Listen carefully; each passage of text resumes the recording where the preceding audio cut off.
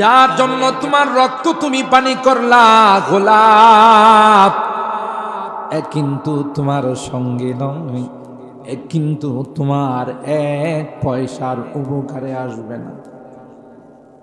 ঠিক না বেটি? আরেকজনের বাড়িতে, আরেকজনের জমিতে, আরেকজনের জায়গাতে যদি তুমি সুন্দর বিল্ডিং বানাও, আজ নয় কাল এটা ভেঙে ফেলবে। সরকারি রাস্তায় যদি মার্কেট করে থাকবে না, ভাঙবে। কারণ এই জায়গাটা আমার নয়, এটা আরেকজনের জায়গা। জুড়ে বলুন ঠিক না বেটি?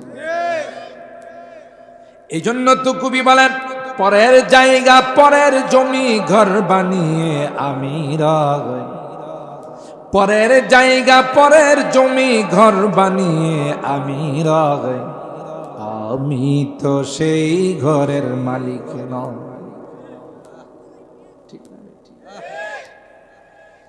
আর হারাম আল্লাহ ক্লিয়ারলি বলে দিয়েছেন, এ পৃথিবীর মানুষেরা, দুইটা দল পৃথিবীর মধ্যে বসবাস করবে। একটা হবে রে আমার দল, আর একটা হবে শয়তানের দল।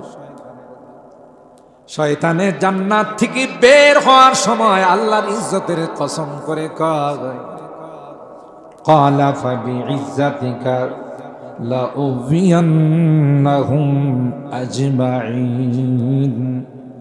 তোমার ইজ্জতের কসম, একটা বান্দাকেও আমি জান্নাতে আসতে দেব না।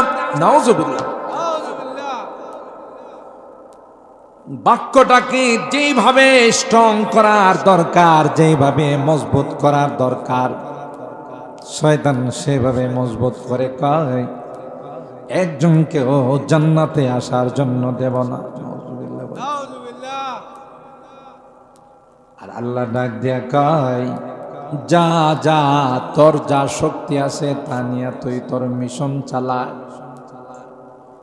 এই যে আজকের যুবকদের মাহফিলে এসা যারা অনুতপ্ত হইয়া জীবনের গুনার জন্য তওবা করবে, জীবনের অবস্থাটাকে পরিবর্তন করে ফেলবে, আমিও আমার ইজ্জতের কসম করে বললাম, হাত তুলতে দেরি হবে রে, আমি আল্লাহ তাকে মাফ করতে দেরি হবে না।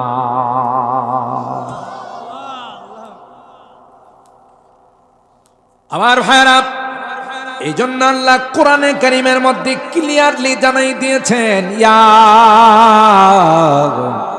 আইয়ুহান নাস ইন্না ওয়াদাল্লাহি হাক্ক ফালা তাগুররান্নাকুমুল হায়াতুদ দুনিয়া ওয়ালা ইয়াগুররান্নাকুম বিল্লাহিল গারুর।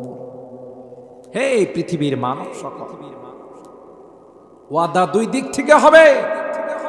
একটা হবে আমার দিক থেকে, আর একটা হবে শয়তানের দিক থেকে। শয়তানে যত ওয়াদা করব সব ডাহা মিথ্যা, কারণ হের জন্মের মধ্যে দোষ আছে। সমাজের মধ্যে যদি কেউ খুব খারাপ হয়, দুষ্ট হয়, অনেকে কয় না যে মনে হয় একটু সমস্যা আছে, গোড়াতে সমস্যা আছে, জাতে সমস্যা আছে। ওয়াকানা মিনাল জিন, এটা তো লেবাস আবাস, পোশাক আশাক লাগায়া বুজুর্গ সাজে, আল্লাহওয়ালা সাজে, আসলে তো জাতে কাফের। শয়তান জাতে কি? কাফের। কিন্তু লম্বা জুব্বা লাগায়া, পাগড়ি পগড়ি লাগায়া বুঝাইছে যে আমি সবচেয়ে বড় বলি। আসলে এটা তার আসল পোশাক না, এটা ধোঁকা দেওয়ার পোশাক। এটা হলো শয়তানের আসল চরিত্র। এইভাবে হতে হতে সে তাউসুল মালাইকা, মুআল্লিমুল মালাইকা, পরিবাপ্তি ফেরেশতাদের সে টিচার হয়ে গেছে, শিক্ষক হয়ে গেছে। কিন্তু ভিতরটা কি ছিল না? পরিষ্কার ছিল না। নিজের অপরাধের কারণে, নিজের পাপের কারণে বেয়াদবির কারণে, আল্লাহর সঙ্গে নাফরমানি করার কারণে আল্লাহ বলেন ফাখরুজ মিনহা ফাইন্নাকা রাজিম, বের হ। খবিশ কোথাকার, নাফরমান কোথাকার, মরদুদ কোথাকার, বিতাড়িত কোথাকার। ওয়া ইন্না আলাইকা লা'নাতি ইলা ইয়াউমিদ্দিন, তোর উপর আমার অভিশাপ কিয়ামত পর্যন্ত। সন্তান দুই রকমের হয়। কিছু সন্তান হলো মা বাবা যদি রাগ করে, বুঝে যে আমার দুনিয়াও বরবাদ পরকালও বরবাদ, এই জন্য ভুল করলে মা বাবার কাছে যায় ক্ষমা চায়, যে বাবা আমি বুঝতে পারছি না, আম্মা আমি বুঝতে পারছি না, আব্বা আমি বুঝতে পারছি না, আমারে মাফ করে দেন। ঠিক না? এটা হলো আসল সন্তান। ভুল হতেই পারে, কিন্তু ভুলের পরে ক্ষমা চাওয়া এটা হলো আদম সন্তানের বৈশিষ্ট্য। সুবহানাল্লাহ।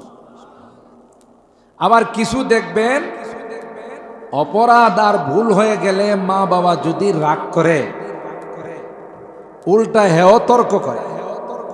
আছে না চাঁদপুরে, আনন্দপুরে, ব্রাহ্মণবাড়িয়াতে, এই তুই বাইরো, আমার বাড়ির থেকে বাইরো, তুই আর কোনোদিন আমার বাপ বলে ডাকিস না। হে যদি আদম সন্তান, তাহলে কি কইত? ভুলে গেছে, আমি আর জীবন আমার এবারের মতো মাফ করে দেব। কিন্তু যখন উল্টা তর্ক করে, আবার মুখে মুখে কথা কয়, বোঝা গেল এটা শয়তানের চালা। হযরত আদম, আল্লাহ বললেন আদম হাওয়া তোমরা জান্নাতে থাকো, জান্নাতের যে কোনো ফল খাও, কোনো নিষেধ নাই রে, যেখানে ইচ্ছা সেখানে বিচরণ করো যাও, কিন্তু ওয়ালা তাকরাবা হাযিহিশ শাজারা ফাতাকুনা মিনাজ জালিমিন। ওই গাছটার ফল খাওয়া তো দূরের কথা, ওইটার ধারে কাছেও কিন্তু যাওয়া যাবে না। এখানে অনেক কাহিনী আছে, কারণ হযরতে আদমকে তো আল্লাহ জান্নাতের জন্য বানান নাই, দুনিয়ার জন্য বানাইছে। কোনো না কোনো অজুহাত দিয়ে তো আল্লাহ দুনিয়াতে পাঠাবেন, ঠিক না বেঠিক? এটার জন্য আল্লাহ বলেন সব খাও, কিন্তু এই গাছের কাছেও যেও না। আর আল্লাহ জানে না করলেও যাইব, না করলেও যাইব।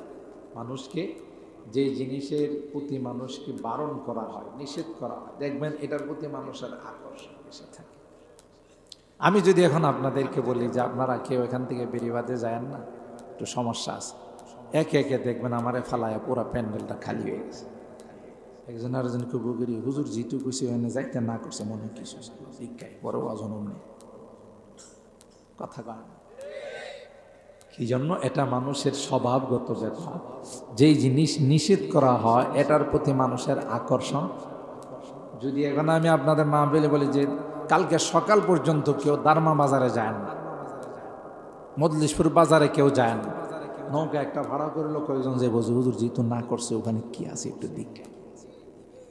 এটা হলো মানুষের সৃষ্টিগত স্বভাব। যেই জিনিস নিষেধ করা হয় ওইটার প্রতি মানুষের আকর্ষণ বেশি থাকে। কথা বলেন ঠিক কিনা?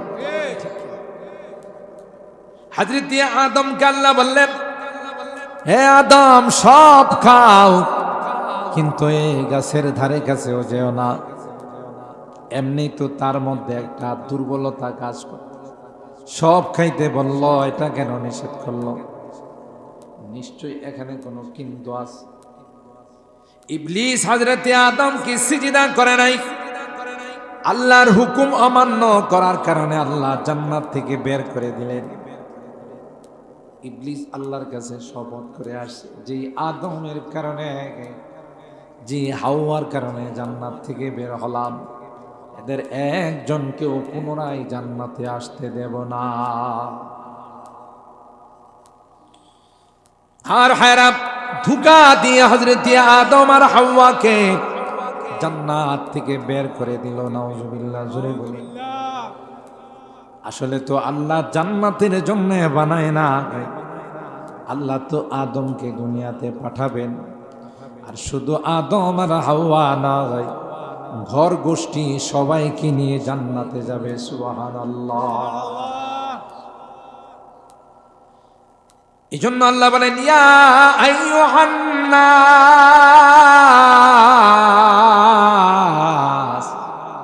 ইন্না ওয়াদাল্লাহি হক।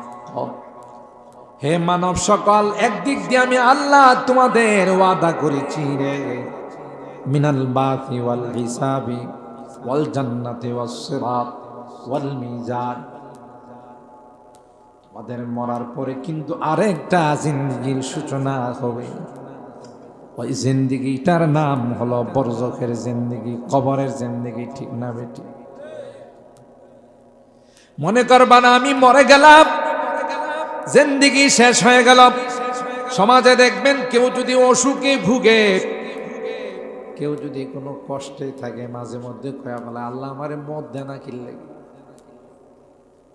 সাবধান, এরকম বলবেন না, বরং বলবেন আল্লাহ আমার উপর যেভাবে খুশি আমিও সেইভাবে খুশি।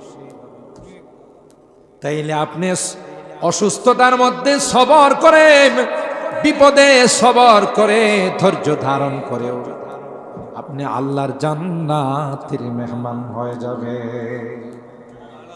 ইন্নাল্লাহা মা'আস সাবিরিন, আল্লাহ ধৈর্যশীলদের সঙ্গে থাকেন। এই জন্যে এই কথা বলতে নাই যে আমার মৃত্যু হয় না কেন, সময় মতো হবে, এক সেকেন্ড আগেও নয়, আল্লাহর বিধান। কিন্তু আল্লাহ পাক আমাদের কি বলে দিলেন, এটা হলো ক্ষণস্থায়ী জিন্দেগি, চিরকাল এখানে থাকার জন্য আমি আল্লাহ পাঠাই না আগে। কিন্তু তোমাদের সঙ্গে ওয়াদা করলাম, মিনাল বাথি 40 কদম তোমারে শুয়াইয়া এলাকার মানুষ আসতে দেরি হবে গো। মুনকার নাকির আয়সা তোমাকে ইন্টারভিউ নিতে, পরীক্ষা নিতে দেরি হবে না। কবরের মধ্যে বসাইবে আর বলবে তুমি যে এক জগৎ থেকে আরেক জগতে আসলা, দুনিয়ার জগৎ পাড়ি দিয়া পরকালের জগতে পা রাখলা, ভিসা লাগাইছনি, পাসপোর্ট আছে। বাংলাদেশ থেকে যদি ইন্ডিয়া যায়, বর্ডারের মধ্যে ধরবো না, সৌদি আরব গেলে, কুয়েত, কাতার, ইন্দোনেশিয়া, মালয়েশিয়া, তুমি তো এ দেশের নাগরিক নয়, তুমি এক দেশ থেকে আরেক দেশে আসলা, তোমার পাসপোর্ট কই, তোমার ভিসা কই? ঠিক কবরের মধ্যে রাখার পর দুইজন ইমিগ্রেশনের ফেরেশতা, দুইজন পুলিশ আসবে, যে পুলিশের নাম হলো মুনকার নাকির।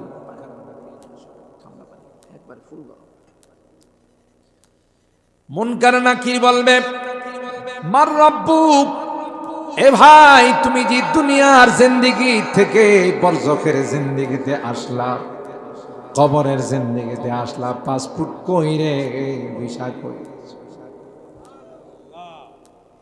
আর পাসপোর্ট আর ভিসা আমাদের কাগজের পাসপোর্ট আর ভিসা নয়, এটা হলো তুমি বলো রে মার রব্বুক, তোমার রবকে। যারা নেককার দিনদার আল্লাহওয়ালা, বলতে দেরি হবে রে, জবাব দিতে দেরি হবে না।